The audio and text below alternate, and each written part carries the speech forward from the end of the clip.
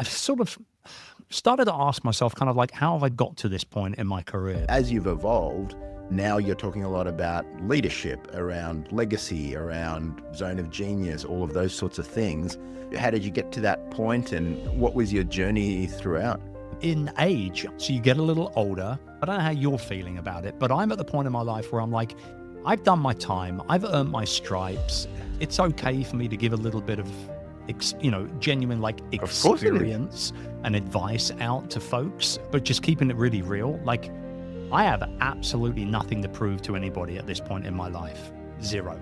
So it's okay to slow down. It's okay to work a little bit less. It's okay to just be and to take our foot off the gas a little bit. We've got nothing to prove to anyone. Ultimately, it really is okay to take your foot off the gas and to just spend more time with your loved ones and not worry too much.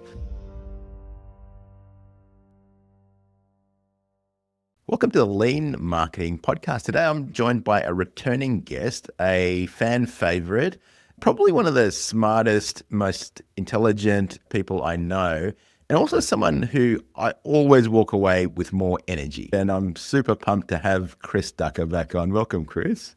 Very nice to be here, mate. Thank you very much. You missed out good looking. Intelligent, smart, good looking. No, it's great to be back with you, man. Did I miss it? You did. I think you did. Well, I certainly like your haircut, that's for sure. We have the same barber. We're the same style. You're absolutely right. Chris, for people who may not have heard of you before, and I think that's probably a short list, but what do you do? Who do you do it for? So I've been a serial entrepreneur now for about 22, 23 years. I've started 3 multi-7-figure businesses. I've sold 2 of them in as many recent years. And now I focus on helping people build, market, and monetize their personal brands and their experiences through youpreneur.com, which is our kind of a personal brand education company, if you want to call it that. We run events, we've got masterminds and coaching programs and all that good stuff. So basically, I help people monetize their expertise and serve the people that they feel called to serve. Nice. So we'll touch on personal brand a little bit, but today I really wanted to have you on to talk about something that you're, a bigger project, and it feels like something that's really important to you and kind of leaving some of that legacy, because I've seen you throughout the years. I mean, I remember you decades ago, you were talking about virtual assistants and outsourcing, and you became really well known for that. Then personal brand. And as you've evolved, now you're talking a lot about leadership, around legacy, around zone of genius, all of those sorts of things. How did you get to that point, and what was your journey throughout? It's interesting. I've given this a lot of thought recently. And, as I sort of start to jump on a few shows, such as yourselves, obviously, to talk about the long haul leader and the new book, I've sort of started to ask myself kind of like, how have I got to this point in my career? Because I've been quite blessed. I've worked my ass off, don't get me wrong, but I've been quite blessed to get to the point where I am today. And when I look at the 3 books that I've written, including this 3rd one that's just come out now, the first one, Virtual Freedom, was all about VAs and building a remote team to help you kind of run, support, and grow your business. And that was 2014. At that point, all I really did in that book was talk about what I had done for about 8 or 9 years up to that point in my career, because I built a big outsourcing company, a BPO call center. We had Virtual Staff Finder, which was our second company as well, which was a recruitment hub for VAs. So I did it 6, 7, 8 years, wrote a book about it. Rise of the Youpreneur came out 4 or 5 years later. And all I really did in that book was talk about what I'd been doing for about 10 years to that point, which was building my own personal brand and monetizing my expertise. And so with the long haul leader, all I'm really doing now is going back over the last kind of 18 to 20 years or so as an entrepreneur, as a leader in the industry, and talking about the pitfalls of things like hustle culture, what it's like to hit burnout, how you recover from burnout, the importance of everything from, mastering yourself from a personal perspective, all the way through to building the right type of relationships and choosing the right type of impactful work that you do and that kind of stuff. And all it really is, I guess what I'm trying to get across here is I just write about what I've been through personally. And I think that's one of the reasons why my books do well, because there's actual substance behind it. I can tell very personal stories, and with this book particularly, I have opened up the kimono, warts and all, literally, right? Like I really go deep on things like the depression that I went through and anxiety and, physical burnout issues with my adrenals and all this kind of stuff. And I think one of the things that I've heard from people who have read the book early, they said that it really is actually quite a frank tale of burnout and understanding that a lot of what we go through, particularly as entrepreneurs and leaders, from the bad part of our journey can be avoided. It really can be avoided. And it is about managing your energy levels and, working with the right type of people and all that kind of stuff. So all I've done is just talk about what I've done. And I think that's why it's resonating with people so much. I love that. I think you're 100% right. The books that really hit are the books that you've lived. Our mutual friend, Rory Vaden, says, serve the person you once were, right? And I think those are absolutely the most powerful books. You can always tell the books that some professor or researcher has written, especially business or life books or whatever, and it's very clear they have not lived it. It's great in theory, great in the lab, but hasn't been lived. Yeah. And it's interesting to see the story arc, not just with yourself, but with a lot of authors I've followed over the years. Like, for example, Ryan Holiday started with marketing books and tactical stuff, and now moved to the stoic stuff, now moved to the dad stuff. Mark Manson started with, kind of the dating books and things like that, then moved to more life advice and all of that sort of thing. And it's interesting to see your journey with that. I don't know, is that us getting older as authors and having our midlife crisis It's, it's an interesting point. We can laugh about it because it is kind of comical, obviously. But I think there is something in age. I think there's something with, you get a little older. I'm 52 this year. So you get a little older. I certainly would like to think we get a little wiser and smarter. You learn by your mistakes and the lessons that you kind of go through as part of your career and your life. But ultimately, like, I'm at the point in my life, I don't know how you're feeling about it, but I'm at the point in my life where I'm like, I've done my time. I've earned my stripes.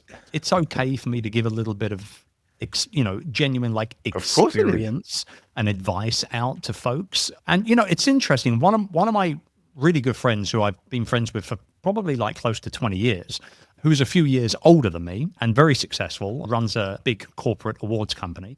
I gave him kind of like the first 5 or 6 chapters of the book while I was still writing it to kind of get his feedback on it. And he said to me, I've known you 20 years, but I really feel like I know you, like I know you know you now. Yeah. Like you've shared stuff in this manuscript that I've never heard you talk about at dinner parties or barbecues and whatnot over the years. Like, this is pretty raw. Like, it's a pretty raw account of what it's like to build successful businesses. And it's almost like half memoir, half precautionary tale kind of thing. And to get that kind of feedback from somebody who knows me as well as he does, that was really quite telling. Like, so I think, maybe it is midlife crisis. It's so funny because a good friend of mine that just went out and bought a very expensive Porsche. I think it cost like 180 grand or something. And I went out just recently. We just closed on a piece of land, which is about 7 acres, that I'm going to turn into our private nature reserve as a family and for a network of friends.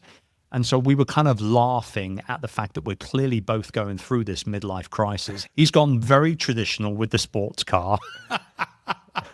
And I've gone really quite old school, buying a piece of land that I'm going to kind of turn over to nature. But there is something about being at this season of life, and it makes you look back and hopefully realize that a thing or two, obviously. Well, the acreage thing is a popular thing too. I probably know half a dozen people who've set up a hobby farm and tending to sheep and cows and things like that. And I don't know whether I'm down. Life thing. It's a slower life thing. I've been scrolling Instagram and I keep getting these van life things, and I'm like, I should probably sell all my property and just get a van, Yeah. It looks so good. It really does. Something else, as a family, we've started to spend more time in nature and going out, obviously, and that's connected to buying that piece of land. But me and my son, Charles, who's just about to turn 17, we've really enjoyed going out, just the two of us. We go out every single Saturday morning You know how hard it is to get a 16-year-old out of bed at 6 a.m. on a Saturday morning? It's downright impossible for most kids. This boy is up at 6 a.m. We're out of the door by 20 past 6 every Saturday morning to go to Nice. nature reserves and to take photographs of birds. Like, we both got our own cameras and we go out. And I think there's something to be said also for just that ability to be able to kind of slow down and kind of just enjoy life a little bit Mm. more at our age as well. And for me, spending that time with Charlie every Saturday, like, I really look forward to going out with him every Saturday morning now. Like, it's a genuine weekly highlight for me as well. Yeah. I want to ask your opinion. So, I mean, we've both had, I Yes, you guess, should get a van, somewhat Alan. Yes, buy the van, mate. Buy the van. done. Okay, thanks. Well, I saw our mutual friend Dale Beaumont. He got a van and he's doing. I think He's he's doing pimped it it out. He's in pimped it more out. It looks bloody pimped out brilliant, style. doesn't it? Yeah, yeah. So yeah, I'm seriously thinking about the van. But I wanted to ask you, we've had pretty similar career trajectory. We've built audiences, we've written books, we've done the businesses and all of those sorts of things. And you get to a point where, you know, you can slow down and you can take, you know, the team's running well, the business is well optimized, things are working well with you or without you, you can travel and all of those sorts of things. And then on one hand, there are people who are like, no, this is the time to double down, to double your revenue, to go Mm, 10x, to whatever. mm.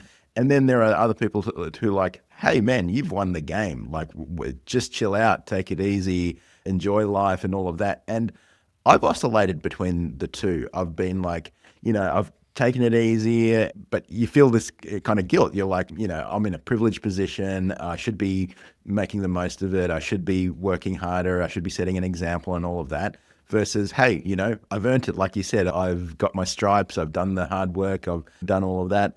I'm sure that's something that you cover in the book and in your experience. What are your thoughts on the matter? I mean, my thoughts at this point, and you know, I'm also very highly aware that I've been quite blessed in my career. I've been quite lucky to build successful businesses and make money when exiting and all that kind Yeah. of stuff. So I appreciate the fact that I'm in a position from a financial standpoint that maybe other people might not be at this Yeah. particular moment in time in life. But just keeping it really real, like, I have absolutely nothing to prove to anybody at this point in my life. Zero. Yeah, I'm at the point where I don't need more friends. I'm happy to just kind of, you know, deepen the relationships that I've already got in place with Yeah. cool people like yourself who I get to spend a little bit of time with. I get to be able to, you know, get to know a little bit more viscerally, a little bit more internally. And really what I'm mostly about now is kind of just mastering every moment that I am interested in and understanding that I didn't just write a book called The Long Haul Leader. Like, I class myself as a long haul leader. I class a lot of my friends as long haul leaders. One of my, you know, very dear friends and a dear mentor for many years, Michael Hyatt, who wrote the foreword for The Long Haul Leader as well. Nice.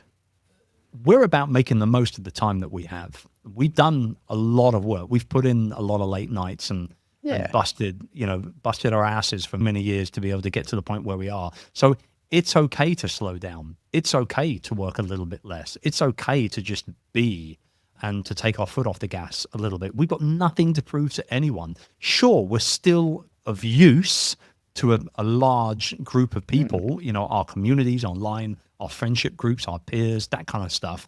But ultimately, it really is okay to take your foot off the gas and to just spend more time with your loved ones and not worry too much about, you know, hustling those 15, 16-hour days that we've all done before in the past. And, you know, we probably dread the thought of doing so nowadays. I was talking to a new friend. Her name is Jenny Wood, and she written an incredible book called Wild Courage, which just hit the New York Times list a few months ago. And she's an ex-Google executive. She did 20 years at Google, or 25 years, something like that. By the time she had left, she was, you know, on a yearly salary of the equivalent of $500,000 a year, including stock options and all the rest of it.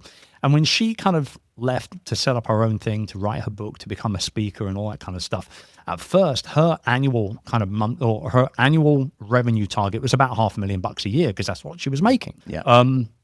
But now she's realized actually it's more like 100K a year. Like, that's all she really needs to live like a really comfortable lifestyle.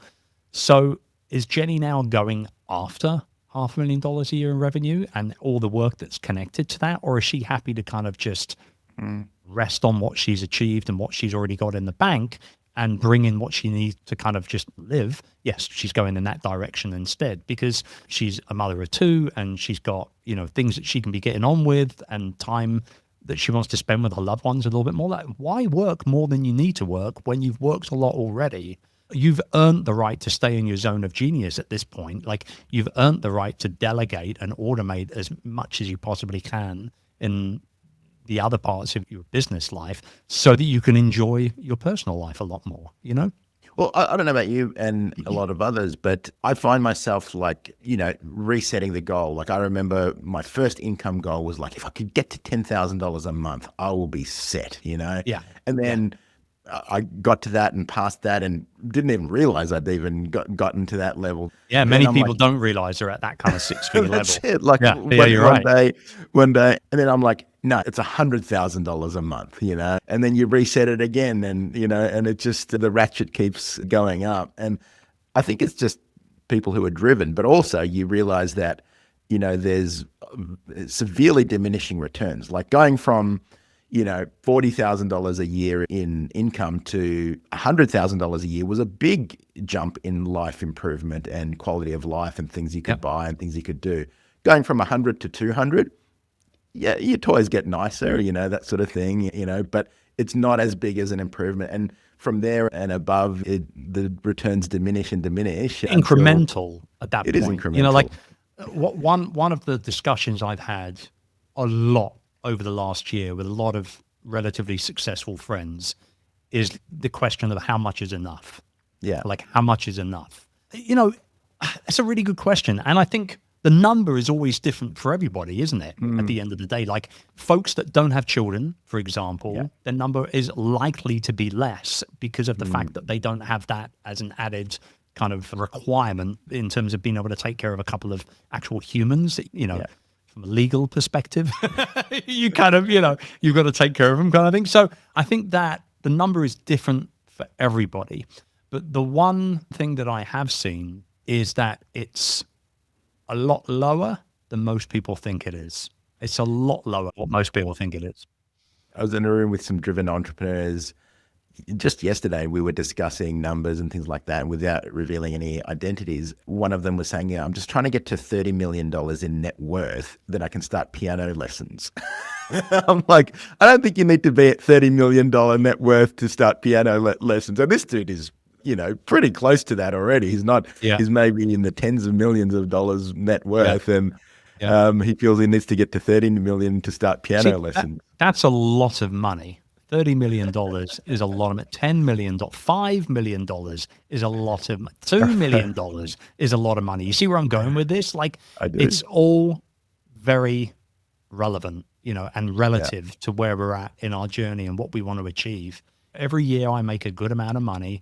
I donate to a number of different charities that are close to my heart for one reason or another. I go on several holidays with my family. I don't really worry about money in terms of bills coming in and things like that.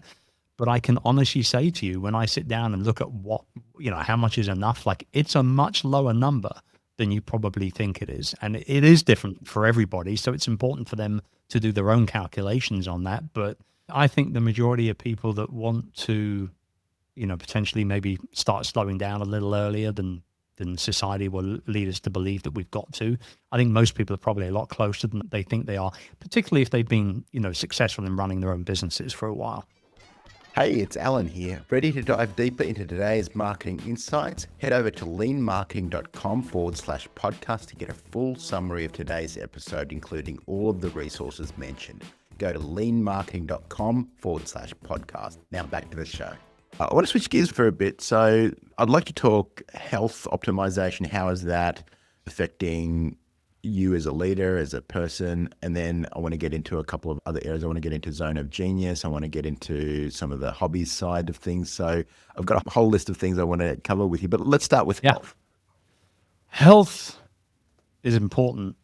We all know this, but I don't know an entrepreneur that has sidelined it for their growth. And I don't know anyone that's built a successful business. Every single person I know has sidelined their health, forgotten about their health to kind of just, Yeah. for the greater good, to Yes. strive towards the Yeah. numbers and all that kind of stuff, myself included as well. I've hit burnout twice, once in 2010, which I recovered from, relatively, I'm not going to say easily, but I recovered from it and kind of learnt lessons from it. The second one crept up on me and I didn't realize it was happening at the time. And it was 2021. We were in the middle of the pandemic and I noticed that my energy levels were really quite low come around lunchtime each day, which is not me at all. I've always been a pretty kind of get up and go kind of guy. And so I think we were just coming out of the first really bad lockdown period, like extended period here in the UK. And I went to my doctors and I said, I've got really low energy levels. Brain fog is kicking in by 11 o'clock every morning. I'm spent. I'm done. Like, this is not me. There's something wrong. I need some tests done, kind of thing. And we pulled a whole bunch of blood and did cortisol tests and all this kind of stuff. And then the doctor asked me, how have you been handling the pandemic? And I said something that was really telling to her as my reply. And I'd never thought about it like this, but these words came out so easily and so fluidly that it was really telling. And I said, the pandemic has taken everything away from me that makes me. Wow. And she said, extend on that a little bit. And I said, well, I can't travel. I love traveling. I can't see my friends. And I'm blessed to have friends all over the world. That kind of connects itself to the traveling side of things. Yeah. And I can't get up on stages. I'm a speaker and I get dopamine hits from that round of applause and from the laughter of the crowd. Yeah. And, I'm feeling pretty kind of crappy right now because I can't do these things. And long story short, she referred me to a specialist. I was diagnosed with depression and anxiety. I was on antidepressants for just over 12 months. And I was also, as the back end of those blood tests and particularly the cortisol test came back with a phase 3 adrenal fatigue diagnosis, which is basically the clinical version of burnout. Like, it's your adrenal glands sit on the top of your kidneys, I believe. And their number one sole function is to provide cortisol to your body, which is your stress hormone. And you're supposed to start with your cortisol levels quite high in the morning when you wake up. And then as time goes by during the day, they decrease. And then the sun sets and you start creating melatonin, which is your sleep hormone. But mine was completely flatlined from the moment I woke up in the morning to the moment I went to sleep at night. So basically what had happened was that fight or flight chemical cortisol that my brain creates, or the adrenals create, send messages to my brain to handle stress. And my brain had then taken over and said, nope, we're done. We're not doing this anymore. We don't need any more of this stress hormone. You're creating too much. We're going to stop the creation of it entirely. And I flatlined. And that was what was causing such a huge amount of fatigue. Based upon that, I went deeper with other tests and we found out I had parasite issues in my gut, bacterial issues. I had a candida issue with my gut as well. So my kind of yeast levels were all over the place, and 75% or thereabouts of your immune system is in your gut. I didn't know any of this stuff. And so I went down a real rabbit hole to get better fast, or as fast as I could. But the brutal reality was that I hadn't gotten into this overnight. This was 4 or 5 years coming, stress. And I wasn't going to get out of it overnight either. And looking back, that oxidative stress that was just nonstop in my body, it was, putting on big events multiple times a year. It was buying a 300-year-old property in England and renovating it from the other side of the world, moving my entire family over to the other side of the world, new schools, all that. I mean, I'm getting stressed just thinking about it. It was a ridiculous time. And so that was when I went down the whole kind of health optimization and biohacking rabbit hole. I now sit in front of red light panels 5 times a week. I cold plunge 3 times a week. I sauna twice a week. I completely changed my diet. I've almost completely eliminated gluten from my diet. And I've quit coffee and, alcohol and all that kind of stuff.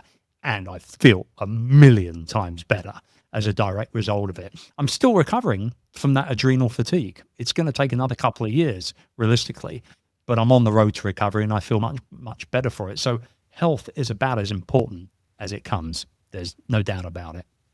you look really well. You're firing on all cylinders. So whatever you're doing is definitely working. There you go. I can definitely resonate with the pandemic thing. I don't normally get very stressed out. I kind of prided myself on, hey, I'm the guy who's going to keep calm in an emergency. Yep. And yeah, the pandemic, I definitely fell into a depression. And on top of the depression, I felt guilt because I live in an amazing place. I've got I'm right by the beach. I've got a pool. I've got all of this stuff. And some people were stuck in a shoebox Yeah. Oh, yeah. so, Oh, yeah. so I felt guilt that I was feeling depressed and all of that sort of thing. And also, I was financially stable, and really my work life didn't change that much because mostly always worked from home, but it was just, Right. I felt a crushing kind of depression Yeah. at the time. And so, Yeah. yeah, I can absolutely resonate with that. You weren't alone, and I can tell you now, the majority of the people that we know as mutual friends and peers, they were all pretty much feeling it in some way, shape, or form. And I think that, if nothing else came out of the pandemic, we all learned that life is actually quite short, and we should be living it way more on our own terms than we usually are. That's for sure. And, the one big kind of hack, and it's not even a hack, it's just like enjoying life. The one big thing for me was getting out into nature. It was like actually going for walks in forests and nature reserves and things like that. I do it almost daily now for an average of 45 minutes to an hour, pretty much daily, including the weekends, because I just feel better every time. Like, no one's ever come back from an hour out in the woods and felt worse off. What Yeah, I agree. I I agree. Yeah.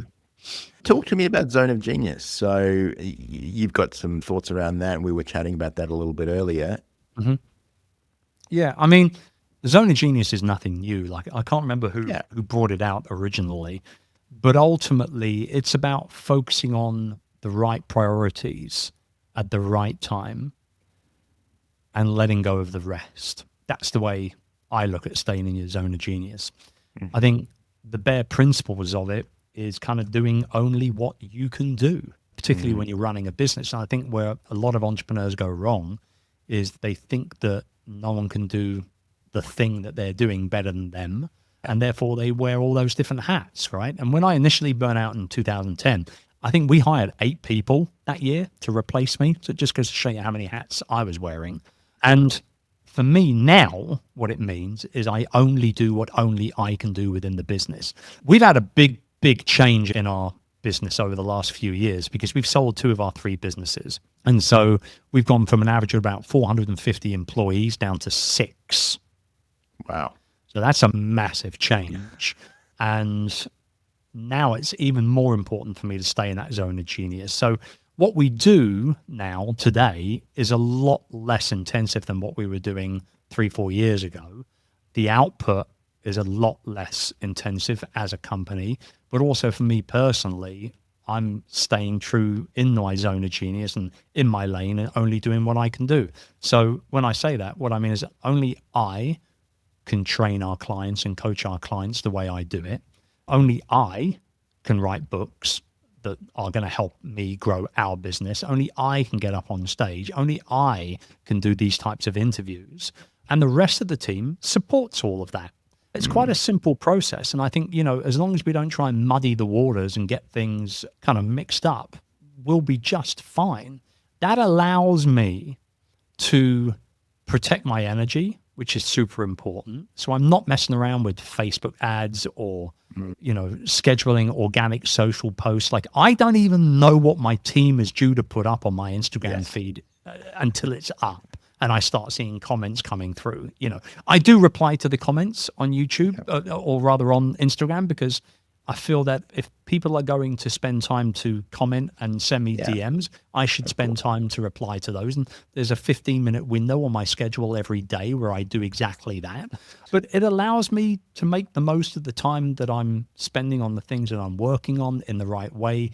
It allows me, like I say, protect my energy in the right way. It allows me to stay in my zone of genius, only doing the things that I enjoy doing, that only I can do.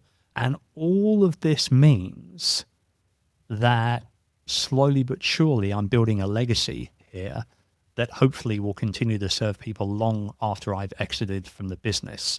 Now, exit meaning either the business remains without me and carries on, Hmm. or I sell the business and move on entirely, or I Hmm. die. Like they're the three things, right? So like when I think about legacy, I don't think about, well, I do think about my children. I do think about, when I pass on, like I want them to be able to think back to seeing dad on stage or seeing dad publish his Mm. books and do book signings and, seeing dad or hearing dad over the dinner table give advice, all that kind of stuff. I definitely want that to be part of my legacy. Yeah. But truly, my legacy is going to be the people that I touch, the people that I work with to help them better their lives. That's my true legacy in terms Mm. of how, can I affect change in 100 people's lives or 1,000 people or 10,000 or 100,000 or a million people? Like, you don't know how far your work is going to stretch. You Yeah. just don't know. And I mean, when I look back at like Virtual Freedom, for example, the first book, I have met people at conferences that have come up to me and said to me, that book changed my life. And Mm. I'm like, well, how? I want to know. Because that's like a pretty big thing to say to someone, right? Yeah, Like, it is. oh, I was working 60 hours a week, my marriage was failing, and I was burnt out. And now I'm working 20 hours a week. My marriage has never been better. I'm spending more time with my kids and I'm making more money than ever. Like that's the kind of stuff I want to affect change on, right? So I think that staying in the zone of genius, and again, I think as you get a little bit older, you become a little bit more acutely aware of what that zone is like and what you should be doing in it. It's super important. Well, the surprising thing to me was that as I started to let go of some of the things that I thought only I could do in the business, is I thought, okay, I'm going to let go of these two or three things, and they're not going to be done as well as I expect. But you know what? I'm letting go, and to my surprise, they get done way Even better than better. I was doing them. Yeah. And I'm like, oh, I was actually Yeah. I was way overestimating my Like skills at holy that. moly, I'm really not that good. You Yes. know what I mean? Yeah. So But that's the thing. Like that's why delegation is such a key part, right? Like delegation in general. I think a lot of entrepreneurs, like I said, we wear all those different hats. We think we know what we're doing, and we think that we're better than everybody. We're not. We're really not that good at a lot of the things that we struggle to do day to day. And that's why delegation is so key to business growth, because there mm, are going to be people out there that can do that thing better than you. It's your job to find those people and hire those people and put those people to work. If you really want to scale a business, yeah. that's exactly what you should be doing. I saw an interview with Stephen Bartlett recently from Diary of the CEO, and somebody asked him, like, so what's your kind of job day to day? Like, what's your main role day to day? And his answer was so good. It was so good and so simple. He said, my role is to acquire talent. Nice. That's it. I spend hours every single day on LinkedIn looking at people's profiles. And how can I get that person to leave that company that they're currently working for and come and work for me? That's my Nice. role, is to hire talent. And I'm like, that's so smart. That's an entrepreneur. I mean, obviously he's clearly crushing it, but that's the Yeah. kind of guy who is going to make a real difference with the businesses that he's growing, because he's not having it all rely on him from the outset. I think that's gold. It is gold. And I mean, when you're hanging on to things like a control freak, the thing that you're trying to do is one of 8 different things. Whereas when you Mhm. hire someone and they're a specialist at it and they've done it before, and you're like, oh, this is the standard. I was just kind of doing it as one of my many things. So I got to realize that the list of things I'm world class at is a very short list. And that's where I've got to stick to. So, But that's a great thing, because it means you can double down on those things, yeah, and yeah, that's where you affect real change, is doing everything that you can do really well at like a world class level. And that's what we yeah, should all be striving to do. yeah. I love that. You touched on legacy a little bit. I've heard every kind of opinion on legacy from, hey, people talking about, what do you want people to say at your funeral, your eulogy thing, and all of that sort of thing, Mhm. versus, legacy is all bullshit and no one will remember you in 3 Yeah, generations. right. And, like, which is kind of true. Like, I mean, of course, I remember my dad. I kind of remember seeing a couple of photos of my granddad, but that's about it. I have no clue who my great grandfather or great grandmother were, what Hmm. they did, Hmm. any details about them whatsoever. So it's kind of true to some extent that, the legacy thing is kind of a bullshit thing. Like no one's really going to remember you in a couple of generations. But also, there are the people who are in your life right now and you want them to carry something of yours. So where have you come to on that? I think I'm kind of down the middle on it, to be frank. Like I was saying, like I want my kids to be able to pull out memories of dinner discussions and, that kind of stuff. I want to be remembered as like a really nice friend, like a good friend, somebody you can count on, and somebody that is there for them when the chips are thrown down and they need some help and stuff like that. But I think, you to the point, legacy can be seen as complete BS for some people. Like I remember seeing an interview not so long ago with Mike Tyson, and there was a little girl, 12 or 13-year-old girl that was interviewing Mike Tyson. She was like, what do you want your legacy? And at one point, Mike Tyson's a very intense dude, right? Like super intense guy. And he got really intense answering this question. And if you're tuning into this, and Alan, you as well, mate, like go and Google this interview because it was really quite scary at one point. He was just like, legacy's nothing. Like, no one's going to remember me. No one's going to give a crap about Mike Tyson. Like, Yeah. no, forget it. It doesn't mean anything. Legacy doesn't mean anything at all. And I know that there are people out there that feel like that. But I know that I've lost friends and I've lost mentors as well that have left a very lasting, deep connection and importance to me. Their legacy very well might die with me, right? But in terms of memories and impact and things like that. But I know a lot of things that I've learned from those folks are going to be passed on in a second degree manner to my kids and so on. So, yeah, I think, I just want to be remembered as like a nice guy. That's a cool legacy to have, isn't it?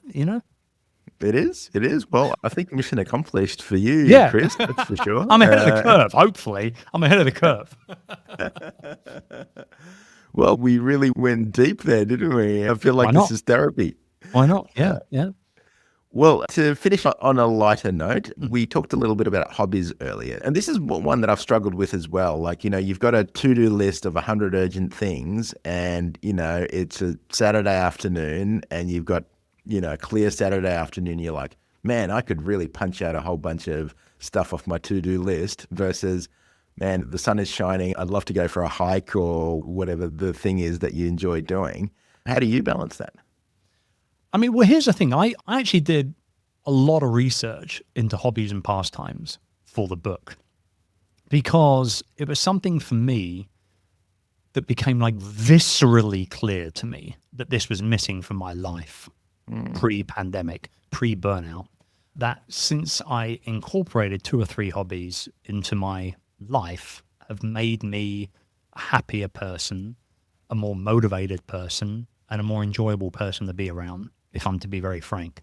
And one of the big things that I saw, and this was from a Harvard study, was that business owners that prioritize recovery will outperform their competitors an average of about 20%. Wow. Now, that's a pretty big stat. Just by That is. having hobbies and pastimes to help your recovery away from work, you will outperform your competitors by an average of 20%. That's a big chunk right there. It is. And so ultimately, success isn't just about what you build, it's about what lasts. And if we want to last, then we've got to prioritize recovery, right? So for me, there were 3 big things when it comes to my hobbies. First up is my love of bonsai. I've been practicing bonsai for about 6 years now. And when I'm with those little trees and I'm looking at those branches and I'm thinking, should I cut this branch off? Sometimes I'll stare at a bonsai tree for an hour before I cut a branch off because you can't stick it back on once you cut it off. You know what I mean? So what am I doing in that moment? I'm not thinking about work at all. Yeah. I'm just thinking about that little tree and that branch, for example. Another thing was painting. I used to do a lot of sketching and watercolors when I was in my teens and my early 20s. That all disappeared when I started building businesses. And another thing was I used to spend a lot of time out in nature and wildlife. I was born 10 minutes walk away from Wimbledon Common in London. I spent my summers literally on the common every single day. And I forgot how much I enjoyed being out in nature and watching wildlife, particularly birds. And so I've dived back into that. And I find all these hobbies to be more creative hobbies. And so I started looking into creative hobbies for leaders, for particularly entrepreneurial types, C-suite executives, CEOs, CFOs, COOs, that kind of people. And this was a big one. I noticed that through the research that I had done, and I read a really good report in Forbes, was that creative hobbies very specifically boost overall performance in entrepreneurs by as much as 30% if they engage with them on an average of 2 hours a week. 2 hours a week in doing something that's creative, like in this case for me, painting, for example, will boost my performance overall, my productivity overall by 30%. So then I started looking deeper into this, and I found one case study which was just unbelievable. David Solomon is the CEO of Goldman Sachs, okay? One of the largest companies on the planet. In his spare time, he is known as DJ D-Sol, and he DJs some of the biggest festivals in the world. And this guy runs Goldman Sachs in his day job, right? Like, so there's something here. There's something here, I believe. And I think that, I don't think I know for a fact, a lot of the super ambitious, super successful people that I know that do very well in their work life do so because of the fact that they are protecting their personal time by getting involved and enjoying hobbies and pastimes. So, you know, if you don't have a hobby that you can call your own, and by the way, going to the gym is not a hobby. Some people say, oh, well, I go to the gym. That's called moving your body. You're supposed to do that anyway. Let's keep it real, right? But if this is something that's missing from your life, just try something. Try something for the first. Try something new once a month for the next 3 or 4 months. Go to the painting class, or go take the skydiving lessons, or, you know, whatever it is. Just do something new that you've not done before for nothing but sheer pleasure and excitement and escapism from your day-to-day life, and see how it makes you feel. You might just stumble over something that you really enjoy doing, and you can inject that into your life, and it will have positive effects on your work life as well. It's just a very kind of natural knock-on effect. I love it. Always insightful speaking to you, Chris. Like I said, I always walk away with more energy, more inspiration, more motivation after speaking to you, and today has been no exception. Thank you so much. So your book is The Long Haul Leader. Highly recommend it. I think it's going to absolutely change lives everywhere. We're going to link to it, and everyone listening should get that. It really contains a lot of wisdom, and both from a business perspective, but also more importantly from a life perspective. So Chris, thank you so much for all the work you do. Thank you for being here today and sharing your wisdom. I've really enjoyed talking to you. Thank you, mate. It was all my pleasure. Thanks for tuning in to the Lean Marketing Podcast. This podcast is sponsored by the Lean Marketing Accelerator. Want to take control of your marketing and see real results? With the Accelerator, you get proven strategies, tools, and personalized support to scale your business. Visit leanmarketing.com/accelerator to learn how we can help you get bigger results with less marketing. And if you enjoyed this episode, please leave a review or share it with someone who would find it helpful. See you next time.